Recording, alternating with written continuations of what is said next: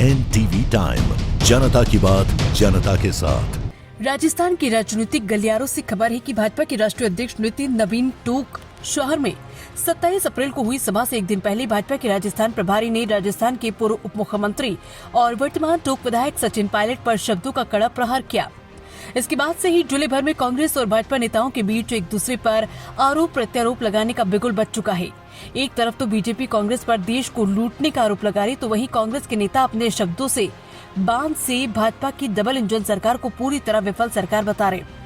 ऐसे में राजनीतिक गलियारों का मामला ये है कि राजस्थान के टोक शहर में भाजपा के राष्ट्रीय अध्यक्ष की सभा होने से पहले भाजपा के राजस्थान प्रभारी राधा मोहन अग्रवाल ने टोक शहर के विधायक सचिन पायलट को आड़े हाथों लेते हुए उन पर संगीन आरोप लगा डाले। इसके बाद टोक जिले के कांग्रेस पदाधिकारी और कार्यकर्ताओं में जमकर आक्रोश व्याप्त होना शुरू हो गया है। सचिन पायलट के विरुद्ध दिए गए बयान के बाद यहां राजनीति गर्मा गई। इसके बाद भाजपा के वरिष्ठ नेता राजस्थान प्रभारी राधा मोहन अग्रवाल का कांग्रेसियों द्वारा जमकर विरोध किया जा रहा है।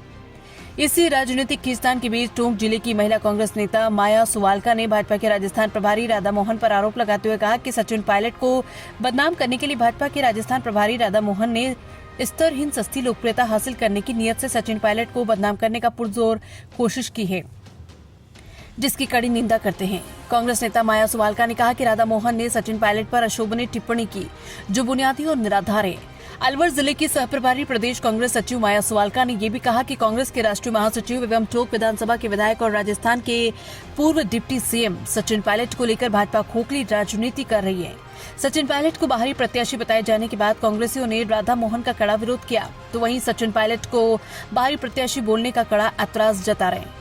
माया सुवालका का मानना है कि राधा मोहन के बयान के बाद से टोक में मतदाताओं और कांग्रेस जनों में भारी आक्रोश पैदा हो गया है।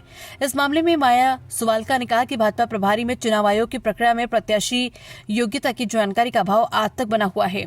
ऐसे में भारतीय संविधान और चुनाव आयोग की प्रक्रिया को समझे जाने बिना किसी पर आरोप लगाना अपने आप में सस्ती लोकप्रियता हासिल करने की नियत से सचिन पायलट को बदनाम करने की राजनीति की जा रही है। कांग्रेसी नेता माया ने यह भी कहा कि भारतीय नागरिक संविधान के अनुसार कोई भी व्यक्ति कहीं से भी चुनाव लड़ सकता है। शायद भाजपा प्रभारी में इस जानकारी का अभाव बना हुआ है। एनटीवी टाइम के लिए गोविंद सिंह सेठी की रिपोर्ट। के प्रभारी राधा मोहन जी अपने भाषणों में लोकप्रिय नेता, हमारे राष्ट्रीय महासचिव, राष्ट्र नेता श्रीमान सचिन पायलट साहब के लिए अशोभनीय टिप्पणी की है, जिसको हम टोंक वाले कभी बर्दाश्त नहीं करेंगे, हम कांग्रेसी कभी बर्दाश्त नहीं करेंगे।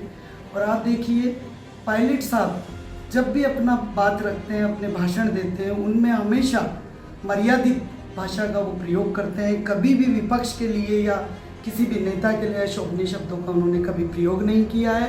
और जो राधा मोहन जी ने बोला कि वो तो यूपी के हैं, साहब पायलट साहब का जन्म राजस्थान में हुआ है और राजस्थान में लंबी राजनीति इनके पिताजी ने इन्होंने की है।